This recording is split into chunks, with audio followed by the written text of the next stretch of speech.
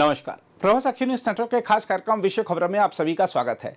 चीन में पारंपरिक औषधि इजियाओ के उत्पादन के लिए हर साल लगभग 60 लाख गधों को मारा जा रहा है। देखा जाए तो चीन केवल एक जानवर के जीवन का अंत नहीं कर रहा है, बल्कि एक बड़ी सामाजिक और पारिस्थितिकीय समस्या भी खड़ी कर रहा है।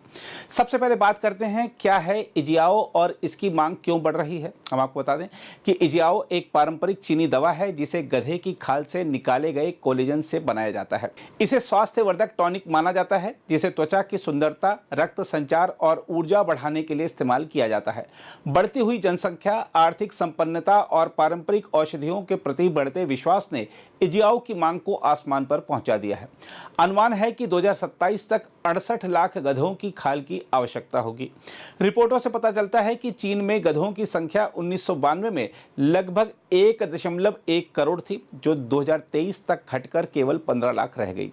इस मांग को पूरा करने के लिए अब चीन ने अफ्रीका, पाकिस्तान और लैटिन अमेरिका जैसे देशों की ओर रुख किया है। हम आपको बता दें कि अफ्रीकी देशों में जहां गधे किसानों और ग्रामीणों के लिए परिवहन और कृषि का मुख्य साधन है, वहां इन जानवरों की चोरी और अवैध वध की घटनाएं तेजी से बढ़ी हैं।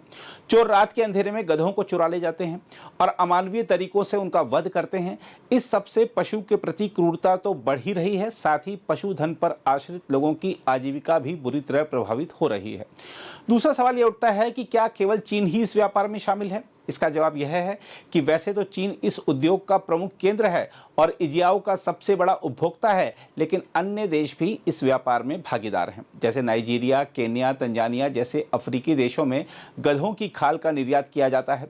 इसके साथ ही पाकिस्तान और ब्राजील जैसे देशों में भी गधों की खाल का व्यापार शुरू हो चुका है। कई बार यह भी देखने को मिलता है कि जिन देशों में गधों का वध प्रतिबंधित है, वहां भी अवैध तस्करी और भ्रष्टाचार के चलते यह धंधा फल फूल रहा है।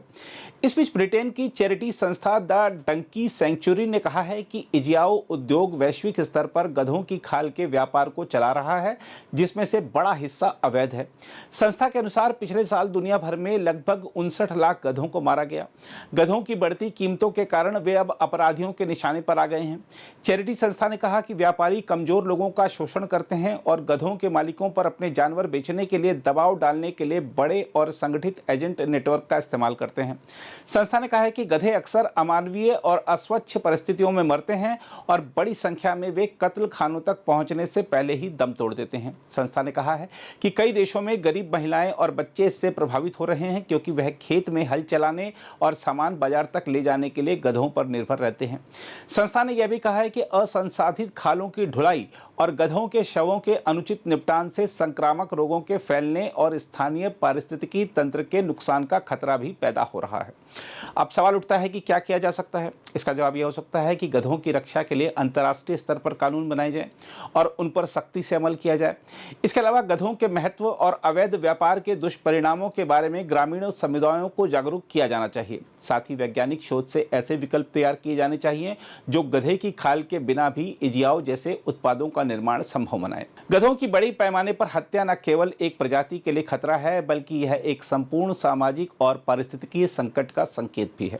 चीन में इजियाओ के लिए बढ़ती मांग को देखते हुए जरूरी हो गया है कि इस विषय पर वैश्विक स्तर पर गंभीर चर्चा और ठोस कार्रवाई की जाए। पशु कल्याण, पारंपरिक ज्ञान और आधुनिक नैतिकता के बीच संतुलन बनाना आज की बहुत बड़ी जरूरत है। अगर आप भी लेना चाहते हैं देश दुनिया की तमाम जानकारी, तो आज ही सब्सक्राइब करें हमारे चैनल को। साथ ही नीचे दिए बेल आइकन को जरूर दबाएं ताकि हर अपडेट आप तक पहुंच सके।